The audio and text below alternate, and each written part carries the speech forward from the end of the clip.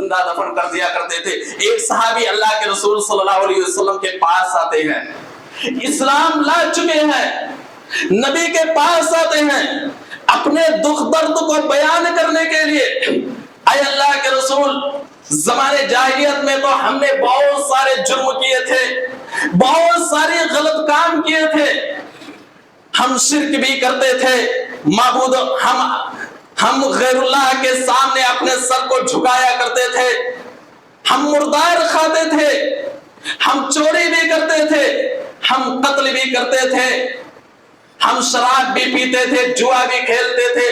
لیکن ایک گناہ جو مجھ سے سرزد ہوا، اے اللہ کے نبی، وہ میرے دماغ سے ابھی بھی نکل نہیں رہا ہے، کیا اللہ رب العالمین اس گناہ کو معاف کرے گا کہ نہیں؟ وہ صحابی کہتے ہیں اللہ کے رسول، میرے پاس ایک بیٹی تھی، میں دور دراز سفر میں گیا تھا، ایک بیٹی تھی، جب میں گھر کے اندر آیا، وہ بیٹی، میں اس سے محبت کرنے لگا، میں اس بیٹی سے محبت کرنے لگا، میں یہ سمجھ رہا تھا کہ یہ پڑوس کی رہنے والی بچی ہے، لگاؤ ہو گیا۔ میری بیوی نے بتلایا کہ یہ پڑوس کی رہنے والی بچی ہے، کچھ دن گزرتا گیا، میں اس سے محبت کرنے لگا، لگاؤ ہو گیا، لیکن جب میری بیوی نے دیکھا کہ میں اس سے محبت کر رہا ہوں، لگاؤ ہو گیا ہے، میں جب آواز دیتا تھا وہ خوشی خوشی بھاگتی ہوئی میری طرف آ جاتی تھی، میں بہت خوش ہوتا تھا۔ میری بیوی نے یہ منظر کو دیکھا تو سمجھ گئی کہ باپ کو بیٹی سے محبت ہو گئی ہے۔ بیوی ایک دن آ کر کے کہتی ہے میرے شوہر، یہ بیٹی کسی پڑوس کی نہیں ہے، یہ تیری بیٹی ہے، یہ میری بیٹی ہے، یہ تیری بیٹی ہے اور تو اس کا باپ ہے۔ وہ صحابی کہتے اللہ کے رسول، اتنا سننا تھا، میرا خون گرم ہو گیا اور میں اپنی بیٹی کو لیا، دور دراز نکل گیا، ایک کنویں کے پاس گیا، میں اس کنویں کے پاس جا کر کے اپنی بیٹی سے کہتا ہوں میری بیٹی اس کنویں کے اندر جھانکو۔ میری بیٹی جیسے ہی کنویں کے اندر جھانکنا شروع کر دیتی ہے، میں نے پیچھے سے دھکا دے دیا، اس کی آخری آواز تھی یا ابتاہو یا ابتاہو، ہائے میرے ابو جان، ہائے میرے ابو جان۔ اتنا سننا تھا، وہ رحمت للعالمین جناب محمد رسول اللہ صلی اللہ علیہ وسلم زاروں قطار رونے لگے، کہا چپ جاؤ، خاموش ہو جاؤ۔ ایک صحابی کہنے لگے تم نے اللہ کے رسول صلی اللہ علیہ وسلم کو غمگین کر دیا۔ کہا نہیں، اس نے غمگین نہیں کیا، بلکہ اس نے تو اپنے درد کو میرے سامنے بیان کیا۔ کہا میرے ساتھی، تجھے گھبرانے کی ضرورت نہیں ہے، تو نے غلطی کی ہے لیکن تو نے جاہلیت میں کی ہے، اور جاہلیت کے سارے گناہ کو رب العالمین نے معاف کر دیا، شرک ہو، بچیوں کی قتل ہو، سارے گناہ کو اللہ رب العالمین نے معاف کر دیا۔ اللہ کے نبی صلی اللہ علیہ وسلم اس کے اس واقعے کو سن کر کے زاروں قطار رو رہے ہیں، اتنا روئے کہ آپ صلی اللہ علیہ وسلم کی داڑھی آنسوؤں سے تر ہو گئی۔ یہ جناب محمد رسول اللہ صلی اللہ علیہ وسلم کی محبت تھی۔ آپ صلی اللہ علیہ وسلم اس دنیا کے اندر عورتوں کو جینے کا جہاں مقام دیا، وہی دوسری طرف بچیوں سے محبت کر کے مشرکین مکہ کو بتلا دیا کہ یہ بیٹیاں زحمت نہیں بلکہ یہ رحمت ہے۔ آپ صلی اللہ علیہ وسلم کس طریقے سے اپنی بچیوں سے محبت کیا کرتے تھے۔ صحیح بخاری شریف کی روایت اٹھا کر کے دیکھو، نبی اکرم صلی اللہ علیہ وسلم کی ایک بیٹی حضرت فاطمہ الزہرا رضی اللہ تعالی عنہا بھی تھی، جو سب سے چھوٹی بھی بیٹی تھی، جن کا نکاح جناب محمد رسول اللہ صلی اللہ علیہ وسلم نے حضرت علی سے کر دیا تھا۔ حضرت علی رضی اللہ تعالی عنہ کی زوجیت میں تھی۔ حضرت علی رضی اللہ تعالی عنہ ایک مرتبہ ابو جہل کی بیٹی سے نکاح کرنے کا پلان بنا لیا، مسلمان ہو گئی تھی۔ جب حضرت فاطمہ کو پتہ چلا، حضرت فاطمہ اپنے باپ کے پاس آ کر کے کہتی ہے میرے ابو جان، میرے شوہر ابو جہل کی بیٹی سے نکاح کرنا چاہتے ہیں۔ نبی محترم علیہ السلام نے اپنے ساتھیوں کو جمع کیا، حضرت علی کو بھی بلایا اور کہا اے علی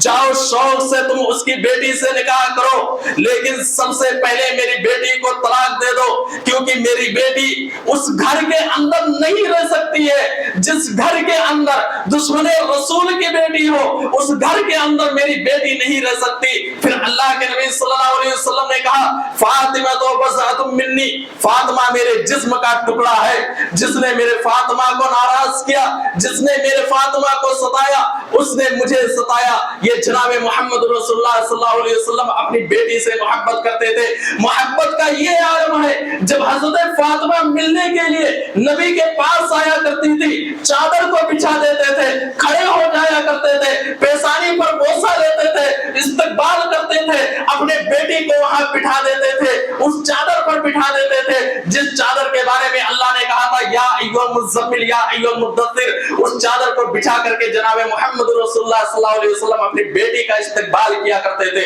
یہ محمد رسول اللہ صلی اللہ علیہ وسلم اپنی بیٹیوں سے محبت کرتے تھے۔ تو نبی اکرم صلی اللہ علیہ وسلم جہاں اس دنیا کے اندر رہ کر کے جہاں لوگوں کو یہ بشارتیں سنائی، یہ بیٹیاں زحمت رہی، یہ رحمت ہے، بیٹیوں کی پرورش کرو جنت مل جائے گی، جہنم کے عذاب سے پردہ بن جائے گی۔ وہی دوسری طرف اللہ کے رسول صلی اللہ علیہ وسلم نے یہ بھی بتلایا کہ قیامت کے دن ایسا انسان میرا پڑوسی ہوگا جس نے دنیا کے اندر اپنی بچیوں کی پرورش کی، یہاں تک کہ وہ بالغ ہو گئی، تو قیامت کے دن اس حال میں آئے گا جیسے یہ میری دونوں انگلیاں۔ صحیح مسلم شریف کی روایت ہے، اللہ کے رسول صلی اللہ علیہ وسلم کہتے ہیں من عال جاریتین حتی تبلغ جاء یوم القیامہ انا وهو وضم اصابعه، کہ جس نے اپنے دو بچیوں کی پرورش کی یہاں تک کہ وہ بالغ ہو گئی، تو قیامت کے دن میں اور وہ ایسے آؤں گا جیسے یہ ہاتھ کی میرے دو انگلیاں، یعنی جناب محمد رسول اللہ صلی اللہ علیہ وسلم کا پڑوسی ہوگا۔ یہ حدیث ہمیں بتلا رہی ہے جس نے اپنے بچیوں کی پرورش کی، یعنی پیدا کر کے صرف چھوڑ نہیں دیا بلکہ ادب بھی سکھلایا، تمیز اور طریقہ بھی سکھلایا، تربیت بھی سکھلائی، اچھے طریقے سے تعلیم و تربیت سے نوازا۔ اسی لیے ہم کہتے ہیں نبی کا پڑوسی بننا ہے، جنت میں جانا ہے، جہنم کے عذاب سے بچنا ہے۔ اپنی بچیوں کے ہاتھ میں موبائل دینے کے بجائے تم ان کے ہاتھ میں قرآن اور حدیث دے دو اور یہ بتلا دو بیٹی اس قرآن اور حدیث کے مطابق زندگی گزارو گی، تم بھی جنت میں جاؤ گی، تمہارے ساتھ میں بھی جنت میں جاؤں گا۔ اپنی بیٹی کو بے پردہ گھر سے نکلنے کے بجائے، اپنی بیٹی کو باریک لباس دینے کے بجائے ان کو حجاب دے دو اور یہ بتلا دو میری بیٹی یہ وہ حجاب ہے جو اللہ رب العالمین نے نبی کے دور میں، آپ صلی اللہ علیہ وسلم کی دور میں پاک دامن عورتوں کو بھی حکم دے دیا گیا تھا یا ایھا النبی قل لازواجک وبناتک ونساء المؤمنین یدنین علیہن من جلابیبہن۔ اللہ رب العالمین نے نبی کو حکم دیا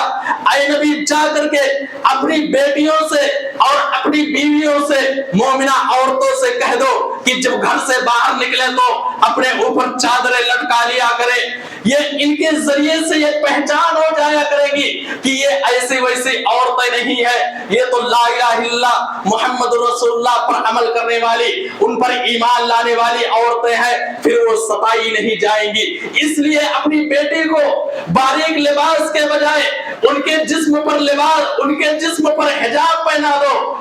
ایسی تربیت کرو، قیامت کے دن تمہیں جنت مل جائے گی۔ اللہ کے رسول صلی اللہ علیہ وسلم نے کہا من عال جاریتین حتی تبلغ جاء یوم القیامہ، وہ بالغ ہو گئی۔ اور ایک دوسری حدیث کے اندر اللہ کے رسول صلی اللہ علیہ وسلم نے فرمایا کہ پھر اس کو اچھے گھرانے میں اس کی شادی بھی کر دی گئی۔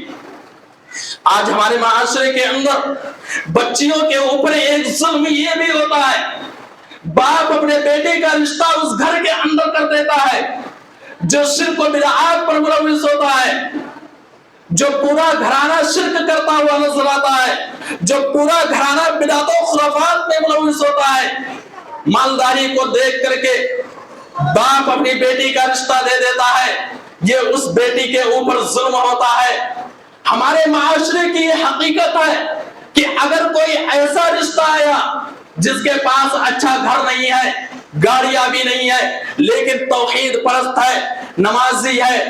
وہ مڈل کلاس کا ہے، ہم اس رشتے کا انکار کر کے اونچے گھرانے کا رشتہ تلاش کرتے ہیں۔ پھر اونچے گھرانے سے تعلق رکھنے والا انسان گرچہ وہ شرک کر رہا ہو، گرچہ وہ بدعت و خرافات میں ملوث ہو، مال و دولت دیکھ کر کے بنگلے ہیں، گاڑیاں ہیں، سب کچھ ہے، ہم اپنی بیٹی کا رشتہ اس انسان کے ہاتھ میں دے دیتے ہیں، وہی اس کا نکاح کر دیتے ہیں۔ اسلاف کی طرف آؤ، اسلاف کس طریقے سے اس کا احتیاط کرتے تھے۔ مشہور تابعی میں سے ایک واقعہ حضرت سعید بن مسیب رحمہ اللہ کا مل جائے گا۔ حضرت سعید بن مسیب رحمہ اللہ جو مشہور تابعی میں سے ہے، بہت بڑے محدث تھے، ان کے پاس ایک خوبصورت بیٹی تھی جنہیں انہوں نے پڑھا کر کے عالمہ اور حافظہ بنایا تھا۔ خوبصورت بیٹی، اس وقت کا بادشاہ خلیفہ عبد الملک بن مروان جو اپنے بیٹے ولید بن عبد الملک کا رشتہ سعید بن مسیب کی بیٹی کے لیے بھیجتا ہے۔ آپ سوچئے کہ ایک بادشاہ کی بیٹے کا رشتہ سعید بن مسیب کی بیٹی کے لیے آیا ہوا ہے۔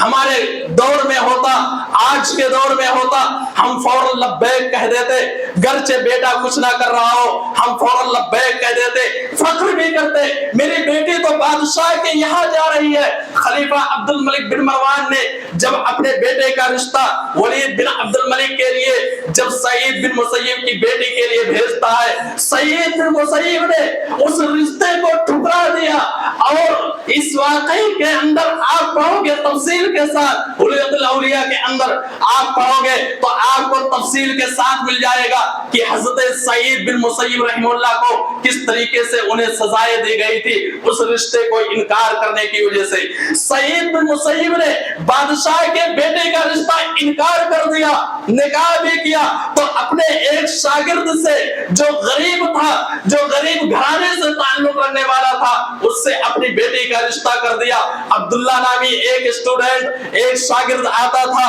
جو ان کے کلاس میں حاضر ہوتا تھا، درس سنتا تھا، حدیث کا علم حاصل کرتا تھا۔ کئی دنوں سے غائب ہونے کے بعد جب وہ لڑکا آتا ہے، وہ اسٹوڈنٹ آتا ہے، سعید بن مسیب کہتے ہیں بیٹے تو اتنے دنوں سے کہاں غائب تھا؟ بیٹا کہتا ہے میری بیوی انتقال کر گئی تھی، میں مصروف تھا اس لیے میں غائب تھا، اب میں برابر آؤں گا۔ سعید بن مسیب کہتے ہیں کیا تم نے کوئی دوسرا رشتہ کر لیا ہے، کوئی دوسری شادی کر لی ہے؟ کہا مجھ جیسے غریب انسان سے کون شادی کرے گا؟ میں تو غریب ہوں، 2-3 درہم کے علاوہ کوئی اور پیسہ میرے پاس ہے ہی نہیں، کون رشتہ دے گا؟ سعید بن مسیب نے کہا میری بیٹی سے شادی کر لو۔ سعید بن مسیب نے اپنی بیٹی کا نکاح اس اسٹوڈنٹ، اس شاگرد سے کر دیا جو ان کے کلاس میں آتا تھا، جس کے پاس مال و دولت نہیں ہے لیکن قرآن اور حدیث کا علم ہے، حدیث کا جاننے والا ہے، قرآن کا علم رکھتا ہے، توحید پرست ہے۔ انہوں نے اپنی بیٹی کا رشتہ بادشاہ کے بیٹے کے رشتے کو ٹھکرا کر کے اپنی بیٹی کا رشتہ اس غریب انسان سے کر دیا جس کا گھر توحید پر پل رہا تھا۔ یہ ہوتی تھی اسلاف کے اندر۔ اللہ کے رسول صلی اللہ علیہ وسلم کہتے ہیں جس نے اپنی بیٹی کی پرورش کی، بالغ ہو گئی، بلوغت کی دہلیز پر پہنچ چکی ہے، بالغ ہو گئی، اچھے گھرانے میں شادی کر دی، اچھے گھرانے میں اس کی شادی کر دی۔ اللہ کے رسول صلی اللہ علیہ وسلم کہتے ہیں قیامت کے دن وہ انسان میرے پاس اس حال میں آئے گا، میرے ساتھ اس حال میں ہوگا جس طریقے سے میرے ہاتھ کی یہ دونوں انگلیاں، یعنی نبی اکرم صلی اللہ علیہ وسلم کا پڑوسی ایسا انسان ہوگا۔ اس لیے دنیا کے اندر اپنی بیٹیوں کو تعلیم و تربیت سے نوازنے کی کوشش کرو، قرآن اور حدیث کا علم سکھاؤ، انہیں قرآن اور حدیث کے بارے میں بتلاؤ تاکہ اگر کوئی غیر لڑکا ان کی طرف نظریں اٹھا کر کے دیکھے، ان کے سامنے یہ آیت کریمہ آ جائے وَقُلْ لِلْمُؤْمِنَاتِ يَغْضُضْنَ مِنْ أَبْصَارِهِنَّ وَيَحْفَظْنَ فُرُوجَهُنَّ، گھر سے باہر نکلے تو یہ آیت کریمہ ان کی نظروں میں ہو۔ یا ایھا النبی قل لأزواجك وبناتك ونساء المؤمنین یدنین علیہن من جلابیبہن، وہ بغیر ضرورت کے گھر سے باہر نہ نکلے۔ وَقَرْنَ فِي بُيُوتِكُنَّ وَلَا تَبَرَّجْنَ تَبَرُّجَ الْجَاهِلِيَّةِ الْأُولَىٰ، یہ ساری آیت کریمہ اس بچی کے ذہن کے اندر ہو۔ اور اسی طریقے سے جب کوئی غیر مسلم ان کی طرف نگاہ اٹھا کر کے دیکھے تو ان کی نگاہ میں وَمَن يَرْتَدِدْ مِنْكُمْ عَنْ دِينِهِ فَيَمُتْ وَهُوَ كَافِرٌ فَأُولَٰئِكَ حَبِطَتْ أَعْمَالُهُمْ۔ یہ آیت کریمہ ان کے ذہن کے اندر ہو تاکہ ایمان کو چھوڑ کر کے وہ بیٹی کفر کا راستہ اختیار نہ کرے۔ خلاصہ یہی ہے کہ دنیا کے اندر یہ اولاد دینے والا یہ اللہ رب العالمین کی ذات ہے، بیٹا ہو یا بیٹی رب العالمین کی طرف سے ہے۔ اسلاف کا قول ہے کہ بیٹے یہ نعمت ہے اور بیٹیاں یہ رحمت ہے۔ نعمت کا سوال اللہ رب العالمین کرے گا لیکن رحمت کا سوال نہیں کرے گا، اور رحمت پر اللہ رب العالمین اس پر ثواب بھی دے گا۔ تو بیٹیاں یہ زحمت نہیں بلکہ یہ رحمت ہے۔ دنیا کے اندر اچھے طریقے سے تربیت کرو گے، قیامت کے دن یہ تمہارے لیے جنت تک پہنچا دیں گی، اور جہنم کے عذاب سے یہ تمہارے لیے پردہ بن جائیں گی۔ دنیا کے اندر انہیں تعلیم و تربیت سے نوازنے کی کوشش کرو۔ اللہ رب العالمین سے دعا کرتے ہیں بار الہ تو ہمیں اس دنیا کے اندر اولاد کی تعلیم و تربیت کرنے کی توفیق دے، اور ہماری وہ بہنیں جو بے حیائی کی طرح ملوث ہیں، ان کے اندر بے حیائی آ چکی ہے، اللہ تو ان کے دلوں کے اندر قرآن و حدیث کی محبت کو ڈال دے۔ اے اللہ وہ ہماری بہنیں، وہ ہماری بیٹیاں، وہ ہماری قوم کی بہنیں اور بیٹیاں جو ایمان سے کفر کی طرف پھرنا چاہتی ہیں، اللہ تو ان کے دلوں کے اندر ایمان کی محبت کو ڈال دے، اسلام پر چلنے والا بنا دے۔ اس دنیا کے اندر جو بھی مسلمان پریشان ہے اللہ تو ان کی پریشانیوں کو دور کر دے، جو بھی اس دنیا کے اندر بیمار ہے اے اللہ تو ان کی بیماریوں کو دور کر کے انہیں شفائے کاملہ و عاجلہ عطا کر دے۔ آمین وآخر دعوانا الحمدللہ رب العالمین۔